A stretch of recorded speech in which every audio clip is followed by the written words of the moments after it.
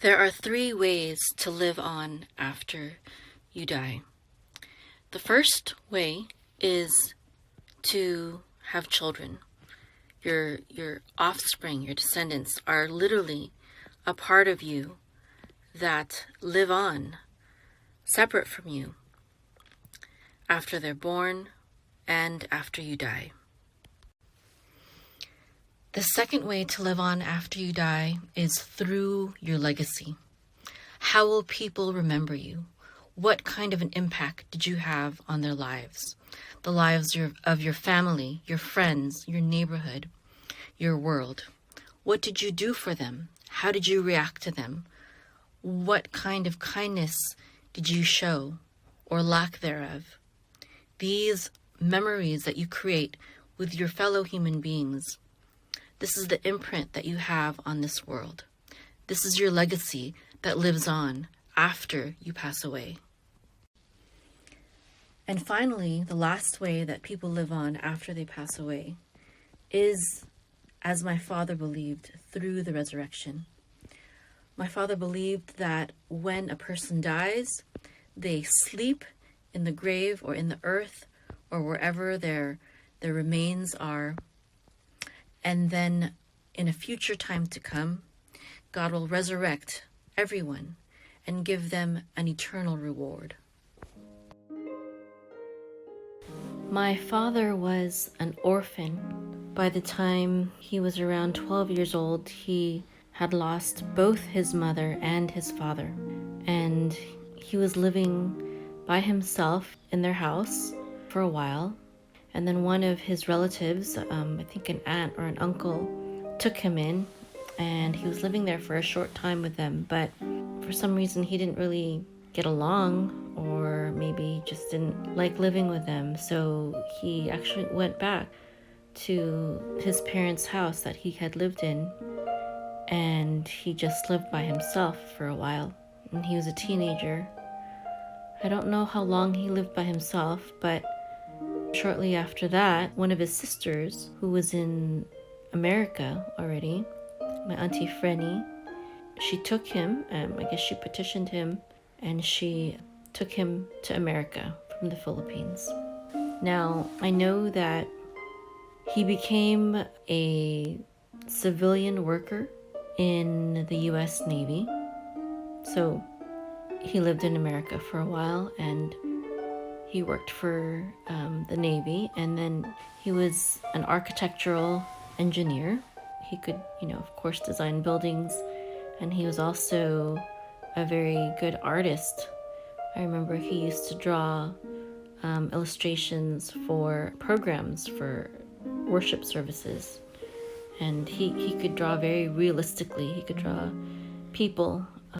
He didn't paint much or color, but he drew. He could sketch. He was very artistic. I always wish I had that talent from him. He was also musical. He could play the guitar. He liked to write. He wrote articles and a few books. He was funny. He loved to crack jokes. And I used to love listening to his jokes, but I like to not give him the pleasure of actually laughing at his jokes. I would hold it in that I thought, he was funny, and then when he wasn't looking or when he went somewhere else, then I would let my laugh out. It was just my way of joking around back with my father. I remember that he would also hide behind, like a bookcase or around the corner. And then when my mom and I would pass by sometimes, he would jump out and say boo and surprise us and make us startled and laugh. So he was a kid at heart oftentimes. I got my sweet tooth from him. He loved ice cream, and he didn't eat a lot of it. He wasn't a glutton, but he did enjoy his desserts. So at some point, he went back to the Philippines, and he married my mother. My mother's a very beautiful woman, and I think she's a little bit taller than my dad too.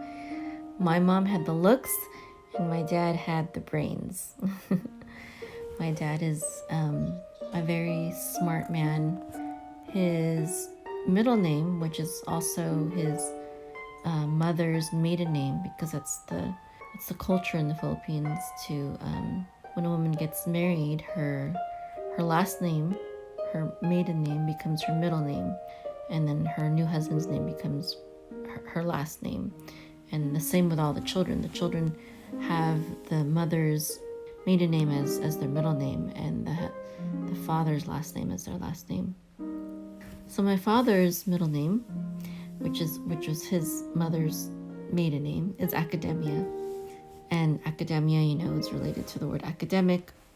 And he was very academic. He was very studious. Actually, that whole side of the family, my father's side of the family, are very smart and studious, very accomplished in their studies. I think his brother has like multiple degrees. He was a lawyer, even though he never practiced law. He just got a law degree, and he had other degrees as well. And they have dentists and doctors and stuff like that on my dad's side of the family. They're very smart and knowledgeable, and that's how my father was too. And he studied the Bible. He studied the Bible a lot, and he would write about it, and he would give talks at his church, and he was an elder there. And I remember I used to enjoy listening to him. He was a good speaker. He wasn't, charismatic or anything, but he did command the attention of his audience.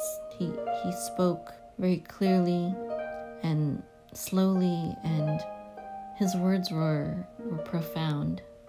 I remember once he expounded on the verse that talks about, it says, "Peace I leave with you, peace I leave unto you.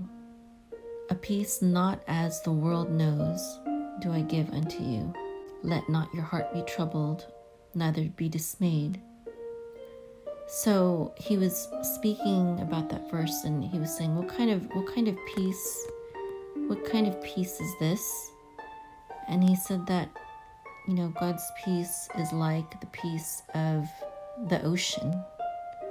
And he was saying that on the surface of the ocean, the waves might be crashing and there may be a storm going on, but under the ocean, it's calm and it's deep and it's still.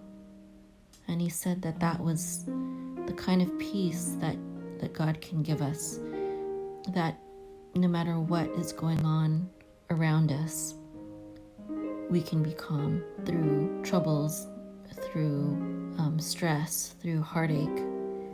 We can have a peace that passes all understanding deep inside of us, because God loves us and He takes care of us and He's watching over us. I think that was probably the message that I remember most that I heard from my father. Very thankful for that. I remember also that he used to enjoy debating people. He would invite like Jehovah's Witnesses and Mormons. When they would come knocking at the door, he would invite them in and talk to them and debate with them. He was a good debater. He knew how to corner people. In a debate, he knew, he studied their, different religions, so he knew his talking points before they would come. So he was prepared. And I guess I got that from him. I do enjoy a good debate, as long as it doesn't get too heated. My father was not very talkative. He was a quiet man. He didn't talk much, but when he did talk, it was either funny or it was very insightful and profound, because he was a smart man. He was also very patient. He would drive me around all over the place, and he would do so much for me. I remember once my friend and I, we made a huge mess in the kitchen, And I knew my mom would be very mad once she found out what we did, but we didn't clean it up. Instead, we left the house and we, went and played somewhere else. And I was just thinking, well, I'll just clean it up when I get back home. And then when I got back home, my father just completely cleaned the whole kitchen and living room and everywhere that we made a mess. And I was like, wow, that's so sweet of my father. I didn't ask him or expect him to do that, and he just did it. And he wasn't mad at me at all. I was just so amazed. He had so much patience, and he would randomly just give me gifts sometimes money, sometimes just do things for me or take me out, to get something to eat, get a nice treat somewhere. I remember he used to take me to McDonald's and he would order his thing. I forgot what it was. I think it was chicken nuggets or something like that. And then I got something different. But we would share like one order of fries, and he and I would race to finish as many fries as we could since we were sharing. And we knew that, if we didn't eat fries now, then the other person would finish them all and we wouldn't get any later on. So I really had a lot of fond memories of my father and just doing things like that with him, going out to eat and stuff like that. I always trusted my father to tell me the truth. I would come to him with any kind of question that I wanted, and I knew that if he knew the answer, he would tell me, and if he didn't know the answer, he would tell me, or he might tell me a joke and pretend to give me the right answer, but he just didn't know. I remember once I asked him something and he was like, I don't know, why don't you go ask the president? Something like that, because he didn't know the answer. So it was just an example of the kind of answers he would give me. And my parents, my father, they never told me that there was a Santa Claus or Easter Bunny or anything like that. They always just told me the truth. He was Christian, but he would tell me the truth about Christmas. He was like, Jesus wasn't born on December 25th. That's not true. And Easter isn't even in the Bible. And he would say, he would tell me the truth about everything as much as he knew it. And I love that about him. He just wasn't afraid to tell the truth. Didn't matter. Funny story. Once, so my dad, well, he didn't really say really bad things, but he used to say, hell, like that a lot. And this one time I said, Daddy, don't say that. That's not nice. That's a bad word. And my dad said, hell is not a bad word. It's just a place. And so I was in kindergarten when that happened. And so when my dad said that, I was like, oh, okay. And so when I was in kindergarten in class, I did the same thing. I said hell. I forgot what context it was.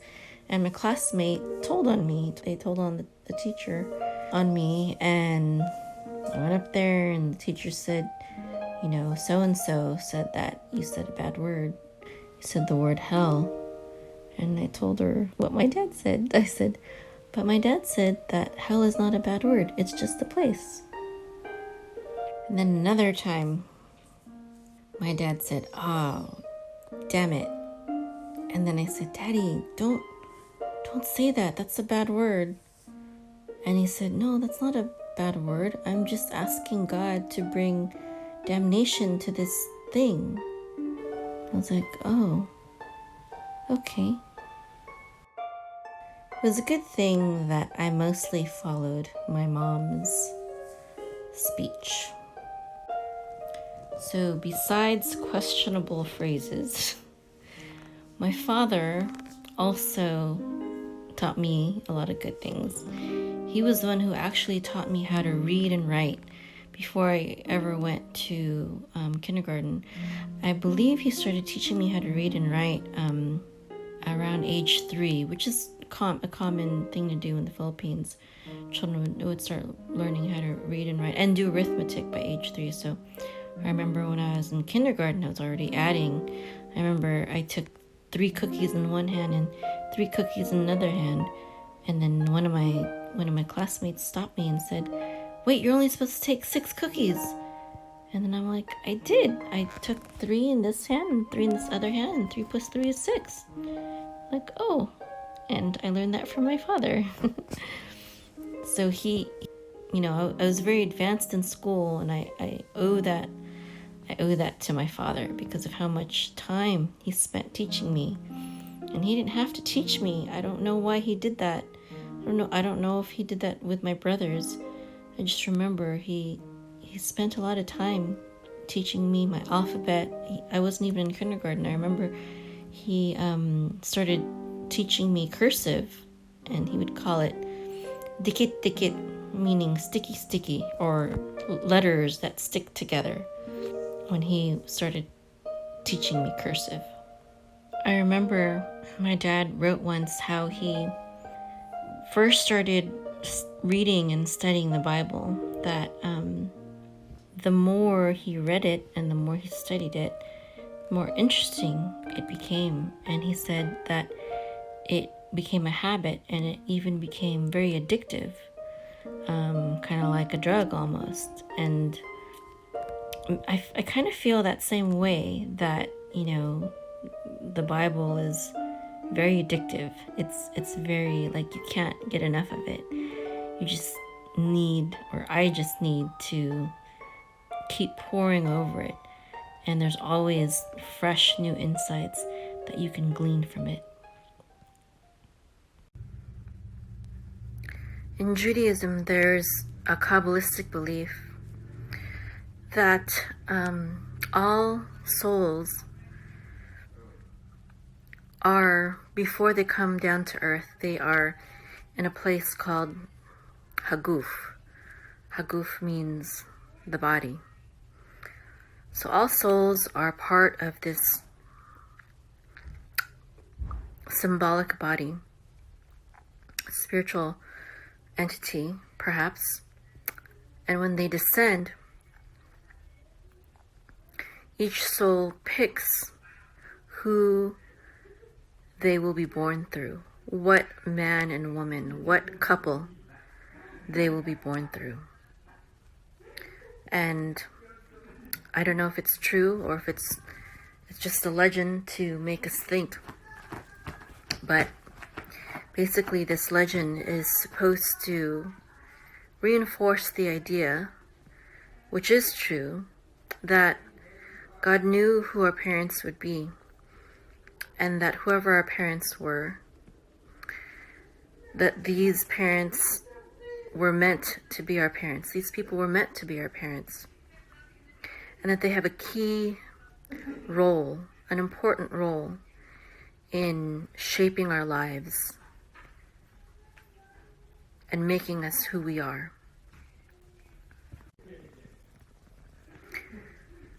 So I'd like to take the time right now to remember everything that I'm thankful to my Father for teaching me, whether by deed or by word. So if it's true that I chose my Father even before I was born, I'm thinking, why would I choose him? What did I see in him that made me want to be born through him? And it's probably because of his thirst for knowledge, his openness to people, his willingness to give and share what he has to those who are less fortunate, his compassion, his patience for people, his understanding for situations, his lightheartedness and his playfulness. Also, although he was a small man, he was courageous and he was brave. He was not fearful. He was someone that you could count on to do what was necessary in a situation, even if it didn't seem like the odds were in his favor. He was a very good father to me, and he was even a good friend to me in many ways, both in my childhood and also when I got older and I became a teenager and a young adult. My father taught me to always look forward. He didn't waste a lot of time worrying or regretting about the past.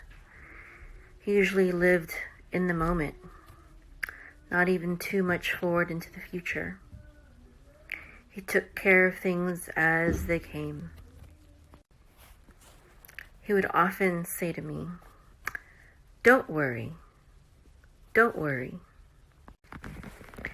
And he was also a very kind grandfather to my children. When my babies were, when he was around my babies, he would always want to make sure that they weren't crying. And he would pick them up and play with them and talk to them if they were, and if I couldn't be there to help them.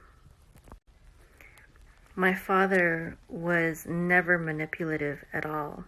In fact, I didn't even fully understand what manipulation was until I got much older, because I never experienced it growing up. My parents never tried to manipulate me or trick me or control me.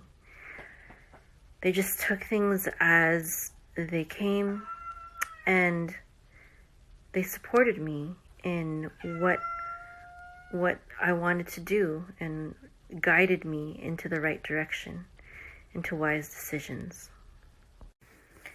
My father was a very honest man. I can't think of a single time that he ever lied to me. Not for a single thing.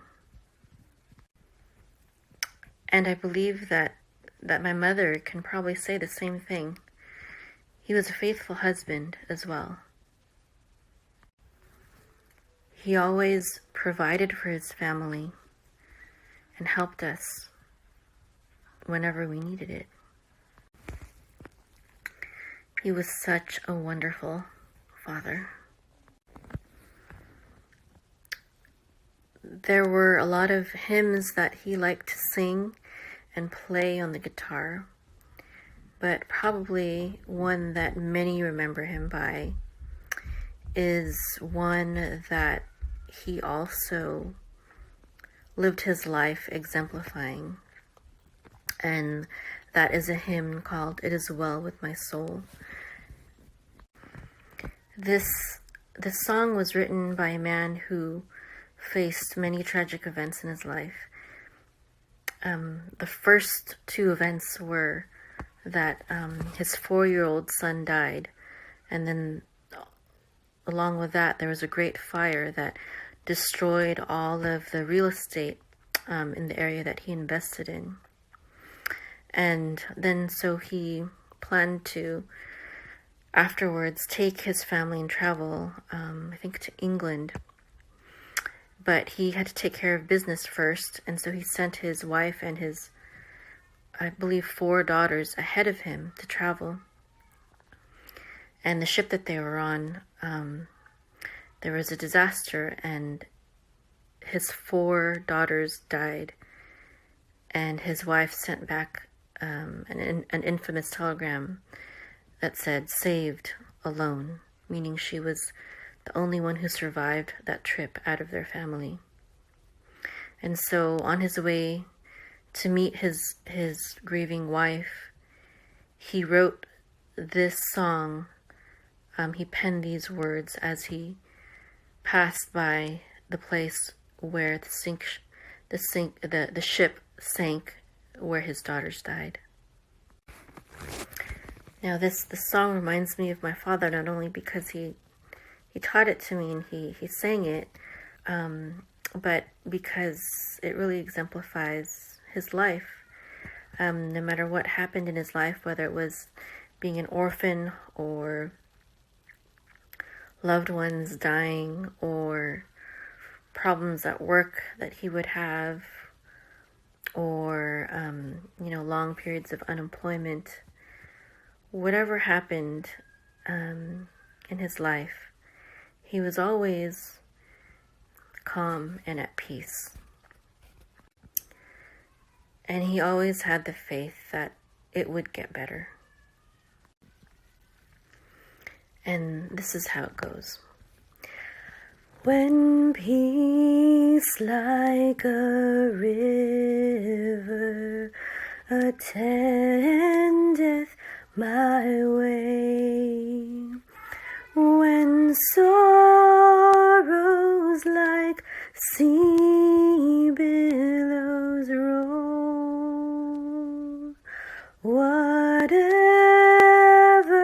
my lot, thou hast taught me to say, it is well, it is well with my soul. It is well, it is well with my soul, with my soul. It is well, it